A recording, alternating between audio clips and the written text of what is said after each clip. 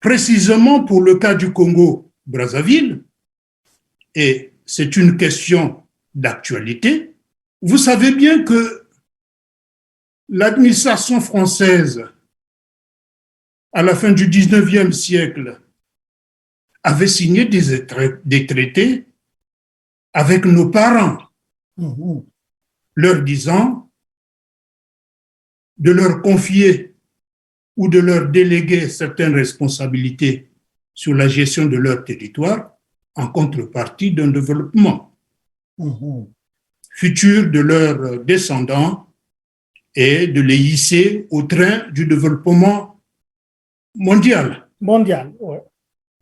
Donc ces traités existent. Ces traités reconnaissent que, effectivement, il y a des familles entières, des communautés qui ont été chez elles.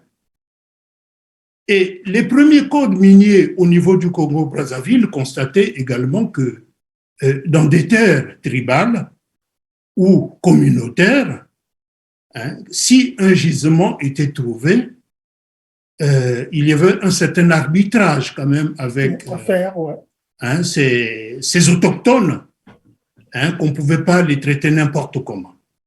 Il y avait déjà cette courtoisie. Et même l'État congolais,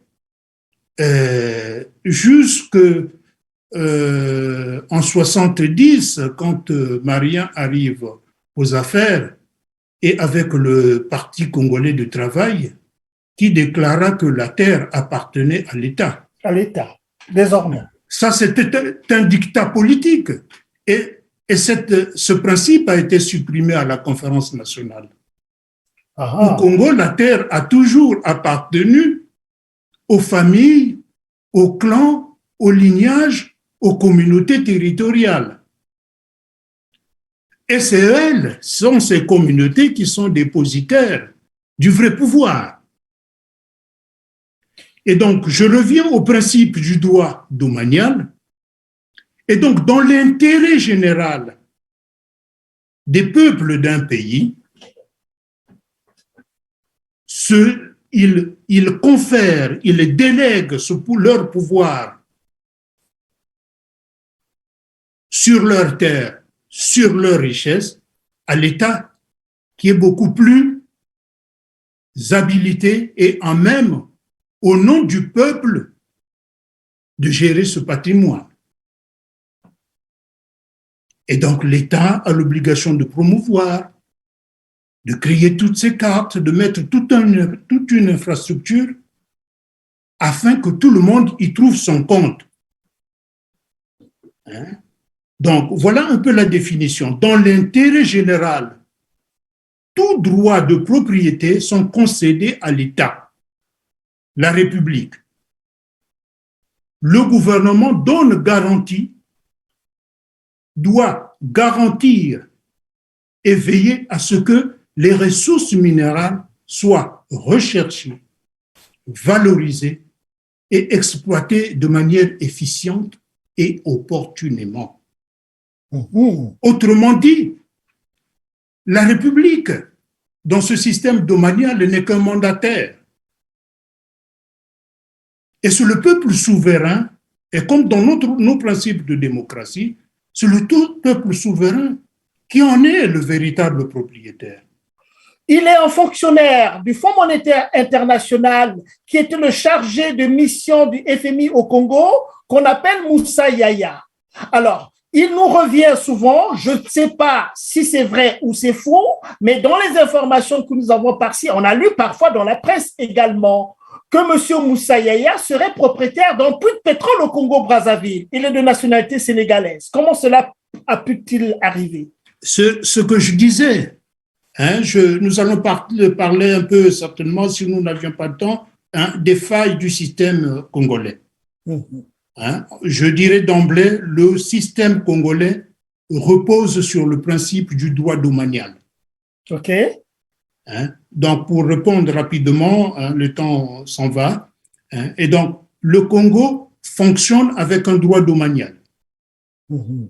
Et donc, le pétrole du Congo, les mines du Congo appartiennent, c'est un héritage commun à l'ensemble des peuples du Congo.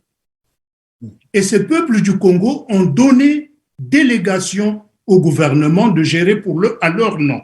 Très bien. À ce moment-là, vous me posez une question de manière factuelle.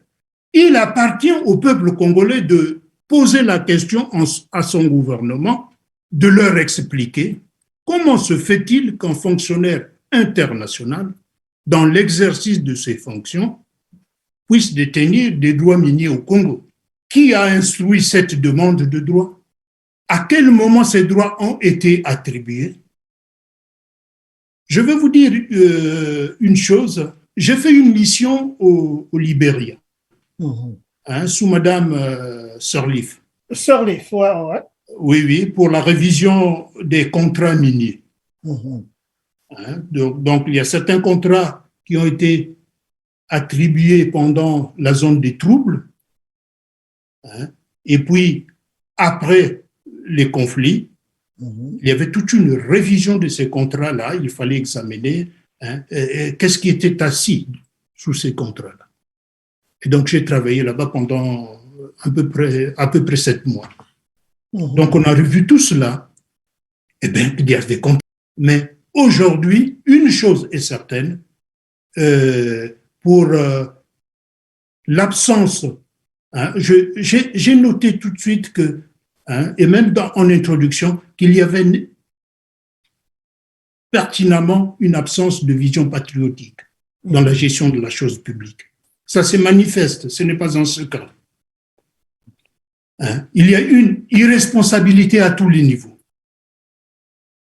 Il y a une appropriation de la chose publique. J'avais pensé une privatisation. Non, la privatisation, c'est ce que c'est. C'est mettre à la disposition des privés de ce qu'on pense que l'État ne peut plus faire. Voilà, c'est céder un peu sa propriété. Mais là, les gens s'approprient, voilà, c'est ça. S'approprient le domaine public, sans pour autant que le souverain légitime, qui est le peuple, ne soit informé. Et en plus, aujourd'hui, dans le cas du Congo, les représentants ne dépendent même plus de ce peuple. Est-ce que nos représentants au Parlement, dans les 2 chambres, rendent compte à la population? C'est un problème. Est-ce que nous avions une société civile dynamique pour interpeller les gouvernants? C'est une question qui se pose.